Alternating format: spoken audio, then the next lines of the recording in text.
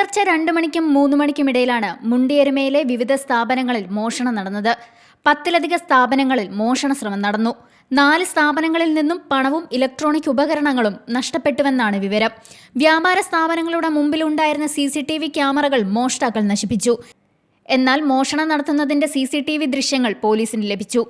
6ഓളം പേരടങ്ങിയ സംഘമാണ് മോഷണത്തിന് പിന്നിലെന്നാണ് CCTV ദൃശ്യങ്ങളിൽ നിന്നും വ്യക്തമാകുന്നത്. 4-5 ആളുകൾ വന്ന് ഒരു 3-4 കടകൾ കുത്തി തുറന്ന് ഒരു കടയിൽ നിന്നും കുറേയധികം പൈസയും മറ്റ് കടകളൊക്കെ തുറക്കുകയും ഒരു മെഡിക്കൽ സ്റ്റോറിന് അകത്ത് കയറി പരിശോധിക്കുകയും മെഡിക്കൽ സ്റ്റോറിൽ പൈസയൊന്നും കാര്യമായിട്ടൊന്നും നഷ്ടപ്പെട്ടില്ല.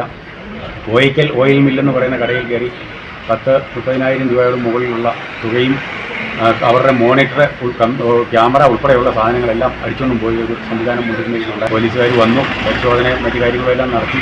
അപ്പം പല ക്യാമറകളിലും ഇവരുടെ ഫോട്ടോകളും മറ്റു കാര്യങ്ങളും ഒക്കെ തെളിഞ്ഞിട്ടുണ്ട്. അപ്പോൾ ആ ക്യാമറ എല്ലാം പോലീസ് ശേഖരിച്ചിട്ടുണ്ട്. ഒന്നിലധികം ആൾക്കാരുണ്ട്, 3-4-5 പേരാണ് ക്യാമറയിൽ തെളിഞ്ഞിരിക്കുന്നത്. CCTV ദൃശ്യങ്ങളിൽ നിന്നും പ്രതികളെക്കുറിച്ച് സൂചന ലഭിച്ചിട്ടുണ്ടെന്നാണ് വിവരം.